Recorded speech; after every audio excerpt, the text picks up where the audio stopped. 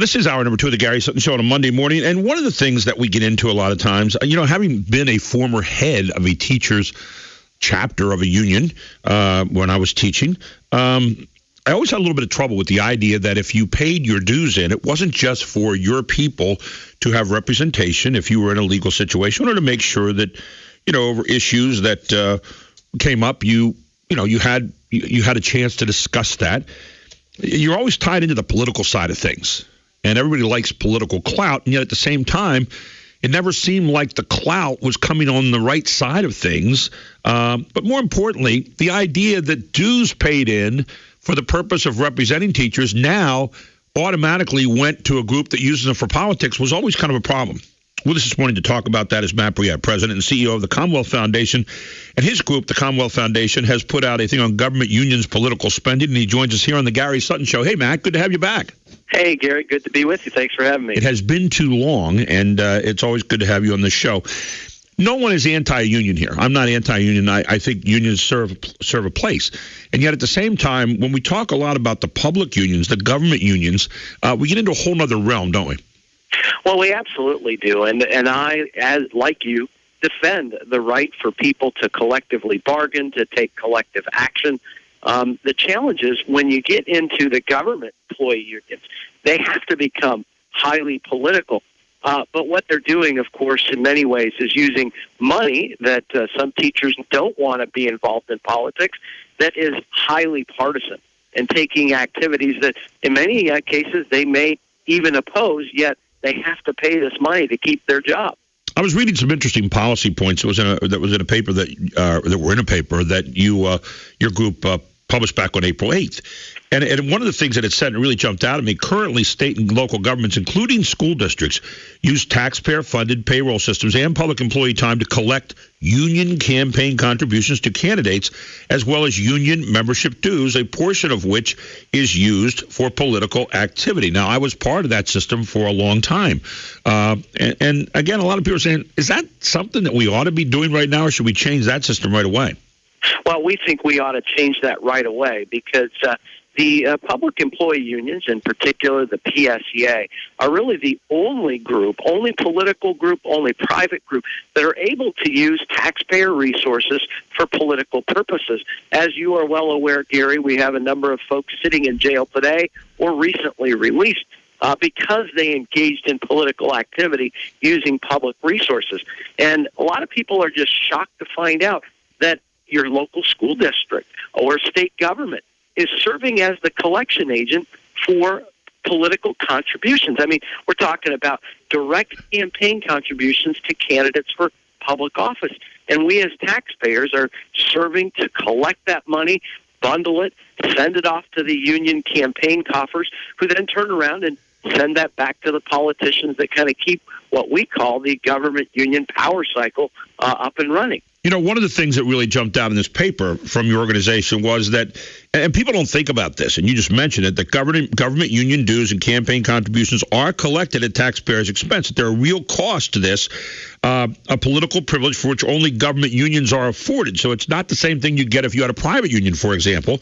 But, for example, the points out here in Blair County, there was a report that one payroll employee devotes a full day's work every 2 weeks to calculate deductions for union dues. This equates to 24 hours per year, or a full month of work costing taxpayers thousands of dollars. That doesn't seem quite fair, does it? It's not. And we believe that government should have a position of neutrality, meaning that it should provide opportunity for everyone and favor for no one. And what we have right now is just favor for one, because nobody else gets to have government collect their campaign contributions for them. Only the government employee unions. And we believe that this should be equal application of the law to everyone. And so because we won't allow the NRA to collect their campaign contributions at your local school district, we shouldn't allow the NEA or the PSEA to do the same. Government unions spend dues money on a variety of political activities. Talk a little bit about some of those political activities that are out there that, again, even if you're a teacher, you may not realize your money is being spent in that fashion. Well, absolutely. The most recent example is an email that went out from the PSEA talking about how the union needs to defeat Tom Corbett in this upcoming election, and then they go on to all sorts of other issues of pension reform, saying, hey, the governor wants to take away your pension. A lot of it is simply untrue or half-truths just to scare people into taking action. And so a lot of their efforts, Gary, they even notified their members that they will spend upwards of $7 million on political activity using dues money, in some cases fighting against the very things that teachers want. It might be merit pay. They will oppose that. Might be pension reform. They oppose that.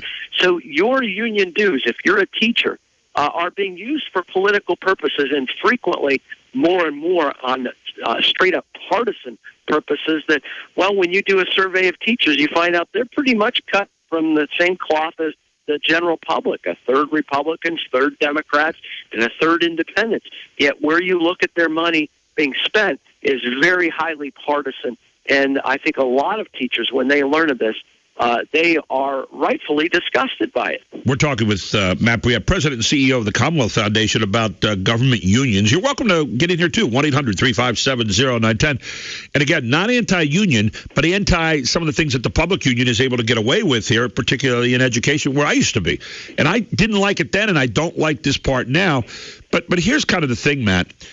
When you look at this, and it always bothered me that my dues also had a certain part went to PSEA, and PSEA did some good things for us during that time. It was back in the 70s and early 80s, and they did a lot of good things in standing up for teachers in situations, being good stewards for teachers, and yet our dues were portioned out when we had to collect those and get people involved in the unions, where the NEA got a certain amount and the PSEA got a certain amount. And then come May or so each year, you'd start getting all kinds of things on what we were supporting.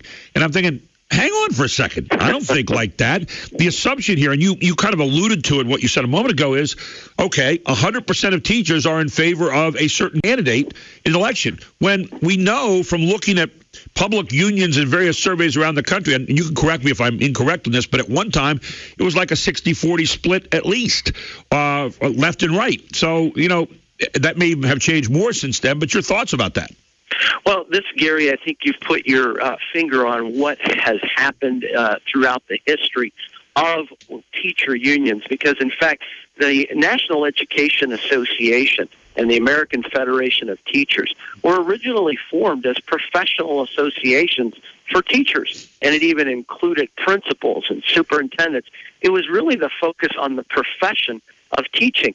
Well, it has really transformed into a true trade union that then has transformed into a political operation, because that is how they benefit. And so you have seen this movement or transformation from a professional organization to just a hardball political operation, and that is being demonstrated with the expenditures of these dues money that, unfortunately, a lot of teachers don't agree with, but are forced to pay it if they want to keep their job. Exactly right. And, one of the things that you mentioned with the PSEA and the part that they use for politics, you mentioned in your piece here on April 8th, that position paper, that its members have 12% of their dues spent for political activities and lobbying in their 2013-14 membership year. I'm wondering, you want to stand up for teachers. You and I were both teachers, and we both wanted to stand up for ourselves. We wanted to know that someone was there and had our back covered when we were right. And yet at the same time, how far into the political spectrum then should teachers be able to go, and how should it be done? What are the mechanics, Matt, that we could use to make sure that teachers do have a say, but at the same time, this taking of dues for supposedly professional purposes is not being used for more political purposes than professional? Well, yes, this is an important part of this, Gary, because I want to empower our teachers to not only be able to have a strong voice in education, but also to have a strong voice in their unions and being able to hold them accountable for their political decisions.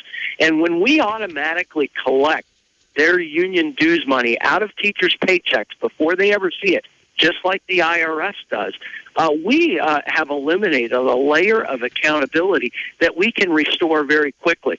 Just imagine, Gary, that if the PSEA had to come to you and ask for your dues money rather than automatically withholding it, they would have to listen to you when you start questioning them. Why are you spending money this way or supporting this or that candidate or policy issue? That is not in my best interest as a teacher. And that, we believe, is something that will restore that relationship between the teacher and their union and really get the union back to, I think, what the teachers want it to be doing, focusing on education, improving things for children and for teachers, and getting away from a lot of the politics that they spend the vast majority of their time on. And yet at the same time, as you point out in the position paper, PSEA, AFSCME, Council 13, SEIU, UFCW, 1776, and the PFT received more than $163 million in revenue last year alone. And these unions spend more than $5.5 million in dues on lobbying and political activity. And it shows up when the votes come out. Doesn't it, Matt? That's the hard reality.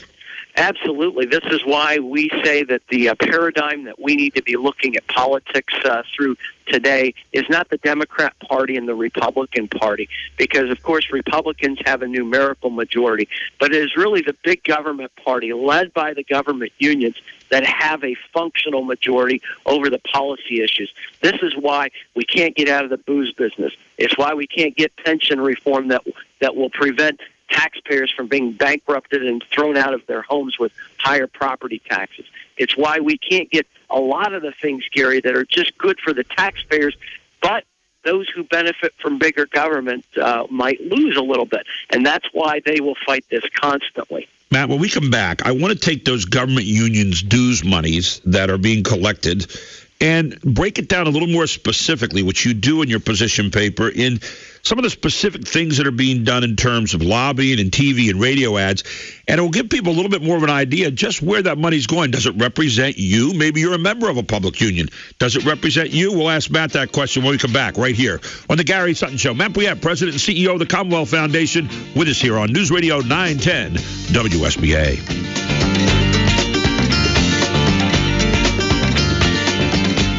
Welcome back to the Gary Sutton Show here on WSBA with Matt Brouillette, President and CEO of the Commonwealth Foundation. You know, Matt, it's amazing when you look at the numbers here.